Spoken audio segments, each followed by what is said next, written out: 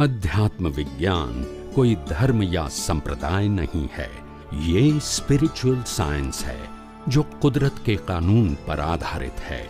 ये विज्ञान पूरे ब्रह्मांड के सभी रहस्यों को उजागर करता है और जीवन के सभी पहलुओं को समझने के लिए एक नई दृष्टि देता है। इसी को आर्ट ऑफ विजन कहते हैं, दुनिया को देखने की एक नई दृष्टि, जो अध्यात्म विज्ञानी परम पूज्य स्वामी श्री कमलेशानंद जी के निर्देशन में सनातन सत्य का अनुसंधान कर हमारे जीवन को प्रकाशित करे। जय सच्चिदानंद। પ્રશ્નમાં એવું છે કે ભાવ અને ઈચ્છા એ બેમાં શું અંતર છે? ઈચ્છાની જોડે ભાવ કરશે, પણ એ બેની જોડે લિંક શું છે ને ક્યાં ડિમાર્કેશન કરવું પડે આપણે? કે હું ઈચ્છા કરું કે મારે આવું કરવું છે, સારી ભાવના, તો એ ભાવના એને બેને રિલેશનમાં કઈ રીતે આપણે કોર્ડિનેટ કરી શકીએ એ જરા સમજાવું. ભાવ અને ઈચ્છા એ બંનેના બે પ્રકાર છે. ભાવના બે પ્રકાર, ઈચ્છાના બે પ્રકાર.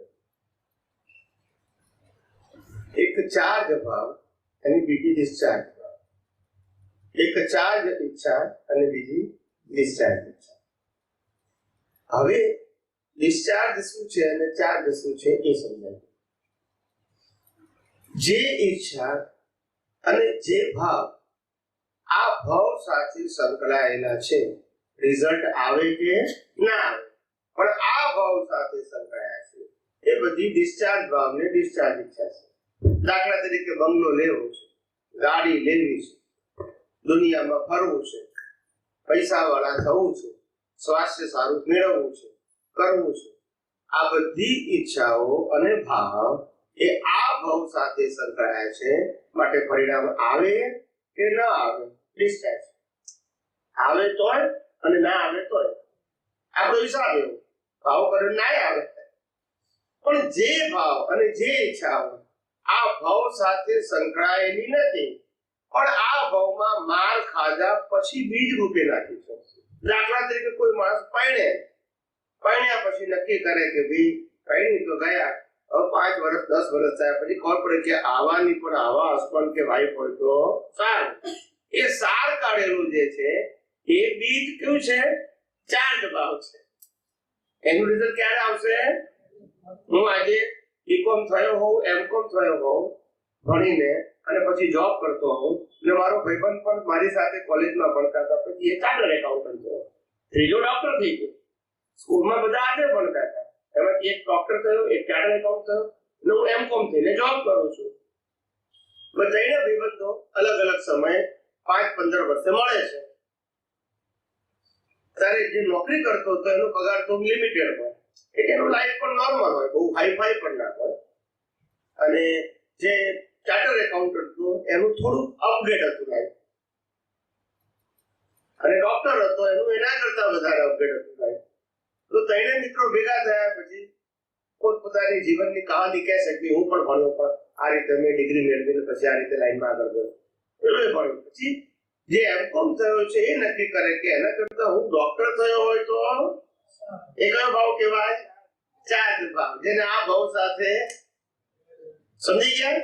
એટલે જે ભાવ અને ઈચ્છાને આ ભાવ સાથે સંબંધ નથી, છતાંય કરીએ છીએ સાર કાઢીને સંજોગોમાંથી, એ બધા ચાર્જ છે. અને જે સંજોગાધીન થાય છે, આપણા મિત્રને જોઈને કીધું કે ભાઈને ગાડી લીધી ને, હું પણ ગાડી લઉં તો એ ડિસ્ચાર્જ છે, કારણ કે આ ભાવ સાથે જે ભાવ અને ઈચ્છા આ ભાવ સાથે છે, એ બધી શું છે? ડિસ્ચાર્જ છે. સમજાયું? ને જે ભાવ ને ઈચ્છા આ ભાવ સાથે સંકળાયેલી નથી, એ બધી ચાર્જ છે. હવે લાઈન ઓફ ડિમાર્કેશન આપણે જોઈ લેવાનું. અલગ છે, પણ ભાવ અને ઈચ્છામાં ફેર શું છે કે ભાવ જે છે એ ભાવ ઈચ્છામાં ક્યારે વ્યક્ત થાય? પરિણામ રૂપે, કે જ્યારે સંજોગ નજીક દેખાતો હોય અથવા સંજોગને અનુરૂપ વાતાવરણ દેખાતું હોય ત્યારે. દાખલા તરીકે મેં ગયા અવતારમાં ભાવ કર્યો તો મારે કાર જોઈએ છે એવો ભાવ કર્યો હતો. હવે આ અવતારમાં હું 5 વર્ષ થયું ત્યારે મને ઈચ્છા ના થાય કાર લેવી, થાય 15 વર્ષ થાય ત્યારે થાય ના થાય, 25-30 વર્ષનો થયું ત્યારે મને એમ થાય કે મારે કાર લેવી છે, એ ઈચ્છા થઈ. પણ ભાવ ક્યારે કર્યો હતો? હવે પછી એ પરિણામમાં પુણ્યમાં આવે બી ખરી અને ના આવે, પણ એના ટાઈમે થાય. એટલે જે રૂપકમાં આવવાનું છે રિઝલ્ટ રૂપે, કમિંગ ઇવેન્ટ કાર છે શેડો રિપોર્ટ, એને ઈચ્છા કહેવાય. શું કહેવાય? માણસ 25 વર્ષનો થાય, છોકરો કે છોકરી, એટલે એને ઈચ્છા થાય કે હવે લગ્ન કરવું છે. તો એ ઈચ્છા ભાવ ગયા અવતારના ભાવનું પરિણામ છે ઈચ્છા. પછી એનો ટાઈમ પાકે ત્યારે થાય, પણ આ બધું પરિણામ રૂપે છે. પહેલું ઈચ્છા અને પછી ભાવ એટલે રિઝલ્ટ આવે. પણ બંને ડિસ્ચાર્જ છે. શું છે? આ અવતારમાં ને પ્રીવિયસ બર્થમાં ચાર્જ હતું, આ અવતારમાં ઈચ્છા એક રિઝલ્ટ રૂપે છે. એ રિઝલ્ટમાં પણ આ જ આવે, પેલો ભાવ થાય, પેલી ઈચ્છા થાય અને પછી રૂપકમાં આવે. એટલે આવું છે. એટલે રૂપકમાં આવે એટલે આપણને એમ લાગે કે આપણે જે પુરુષાર્થ કર્યો એનું ફળ આવે એવું લાગે આપણને, પણ એવું છે નહીં. એ ગયા અવતારના કોઝની શું છે? ઇફેક્ટ છે. એ ઈચ્છા એ છે અને ભાવ એ છે.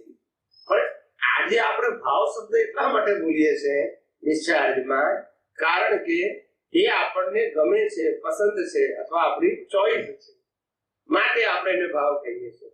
પણ ડિસ્ચાર્જમાં ભાવ અને ઈચ્છા એ બંને એકબીજા સાથે સંકળાઈ ગયેલા છે, કોરિલેટેડ છે. શું છે? કોરિલેટેડ. પહેલું સ્ટેપ ઈચ્છા હોય પછી ભાવમાં રૂપકમાં આવે.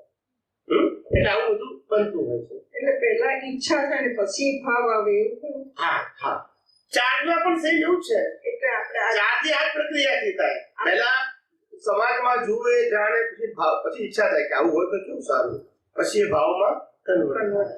જ્યારે સ્ટ્રોંગ બને ત્યારે ભાવમાં કન્વર્ટ થઈ જાય. સેમ રૂપકમાં આવે. પછી પહેલી ઈચ્છા થાય ને પછી રૂપકમાં આવે રિઝલ્ટમાં. પછી આજે તમે ભાવ કરો, ઈચ્છાને છોડી દો, ભાવ જે કરો એ ચાલો આપણે મોક્ષ માર્ગ માટે લાયક અને સહાયક. આ વિદેશ ક્ષેત્રમાં જી જવું છે એ તમે ભાવ કરો, એ ભાવનું પરિણામ તમને નેક્સ્ટ બર્થમાં મળે ને. હા, તો પછી ઈચ્છા કહેવાય કે મને ઈચ્છા છે કે મને મોક્ષ કરે. પહેલું તો ઈચ્છા થાય પછી ભાવ થાય. ઈચ્છા ક્યારે થાય?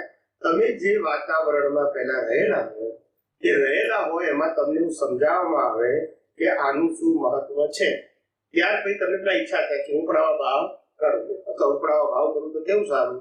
ત્યાર પછી એ ભાવ શેમાં કન્વર્ટ થઈ જાય છે? ઈચ્છા. જ્યારે તમારા ભાવ ઈચ્છા સ્ટ્રોંગ થઈ જાય એટલે પછી ભાવમાં કરો. તો ઈચ્છાઓ તો ઘણી બધી થતી હોય, પણ બધી ભાવમાં કન્વર્ટ ના. એવી રીતે એ એન્વાયરમેન્ટ, નંબર 1 એન્વાયરમેન્ટ ને નંબર 2 તમારું જ્ઞાન દર્શન ઉપર આધાર છે. હાઈ લેવલનું જ્ઞાન દર્શન તેના એ બધી અસર થાય નહીં. જેટલું લો લેવલનું એટલે વધારે ઇફેક્ટિવ થઈ જાય. જુએ તરત ભાવ કરે, જુએ તરત ભાવ કરે. સમજાય છે? હાઈ લેવલની વ્યક્તિ આ બધું બાયપાસ કરી નાખે.